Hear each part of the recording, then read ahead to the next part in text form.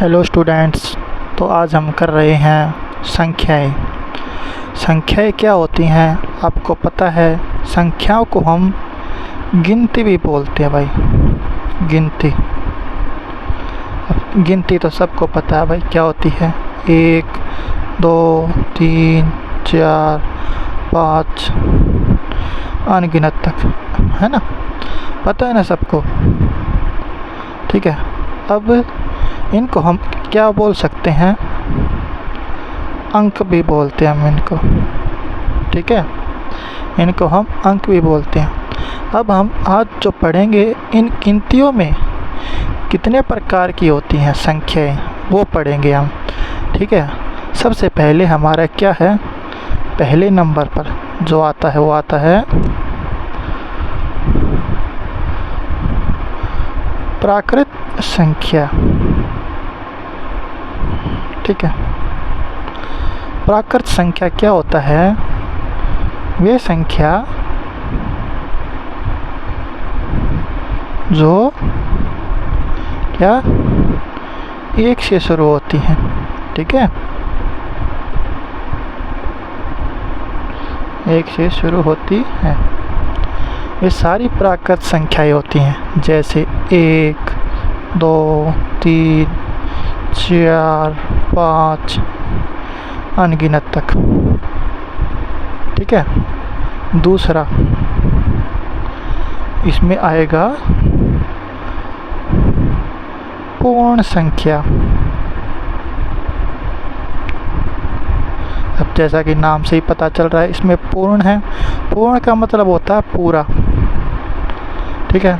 पूरा मतलब सभी संख्याएं।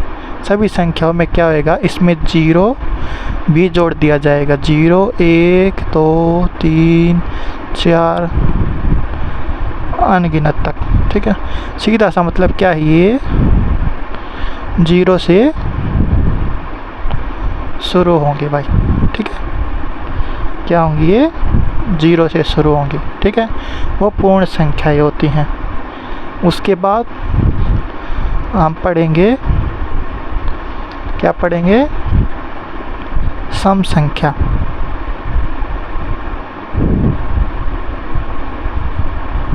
ठीक है। सम संख्या वे होती हैं जो क्या होएगा, 2 से पूरी भाग हो जाए। ठीक है, पूरी भाग हो जाए। ठीक है, वो सम संख्या होती है। जैसे 2 4 6 8 10 आगे। सीधा सा मतलब क्या है, किसी भी नंबर का, किसी भी संख्या का इकाई का अंक अगर 0 2 4 6 8 है तो वो सम संख्या है। ठीक है, सम संख्या है। ठीक है। अब उसके बाद आती है 4th नंबर पे विषम संख्या। विषम संख्या। ठीक है। अब विषम सम का उल्टा है बिल्कुल। क्या? वे 2 से भाग होती हैं। विषम में ये 2 से भाग नहीं होंगी। ठीक है। जैसे 1 3 5 7 9 इन्फिनिटी तक हो सकती है। ठीक है। सीधा सा मतलब ये है, जिसके इकाई का अंक 1 3 5 7 9 है, वो सारे विषम संख्याएं हैं। क्या? इकाई का अंक क्या है? 1 3 5 7 और 9। अगर ये हैं तो वो सब क्या हैं? क्या है वो? विषम संख्याएं। ठीक है भाई, विषम संख्याएं। ठीक है। उसके बाद आती है हमारे पास अभाज्य संख्याएं। ठीक है, अभाज्य में क्या होता है, जिसके अगर हम गुणनखंड करते हैं, मान लीजिए हमने किसी के गुणनखंड किए, तो वो या तो 1 से या खुद से भाग होगा बस। ठीक है भाई, 1 या खुद से भाग होगा। ठीक है, जैसे कि 1 है हमारे पास, सबसे पहले हम 1 लेते हैं। अब इसके गुणनखंड करेंगे तो 1 ही होएगा बस, 1 से हो गया और खुद से, लेकिन इसके जो गुणनखंड है वो 1 ही गुणनखंड हुआ इसका। ठीक है, गुणनखंड कितना हुआ इसका, 1 हुआ। ठीक है, अब 2 लेते हैं। ठीक है, अब 2 देखिए, 1 से भाग होएगा और 2 से भाग होएगा, हो गए ना इसके 2 गुणनखंड, 1 से और 1 खुद 2 से, तो इसके 2 फैक्टर हो गए। ठीक है, 2 गुणनखंड हो गए। ठीक है, और 1 और खुद से भाग हो रहा है। ठीक है, इसलिए ये अभाज्य है।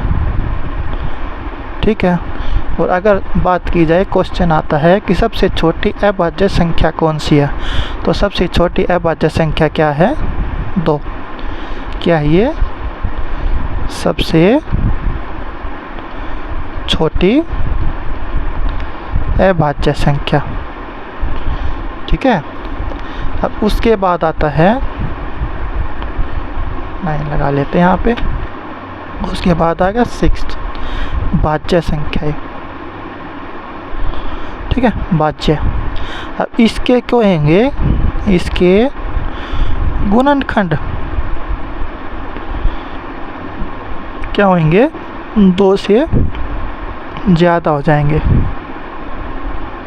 ठीक है, अगर किसी भी संख्या के गुणनखंड 2 से ज़्यादा हो गए तो वो क्या हो जाएगा, भाज्य संख्या हो जाएगा। जैसे कि मैंने 1 और 2 का दिखाया था, अब 3 का करके देखते हैं। ये किससे होएगा, 1 से और 3 से, बस इसके तो 2 ही गुणनखंड हुए, इसलिए ये क्या हो गया, अभाज्य।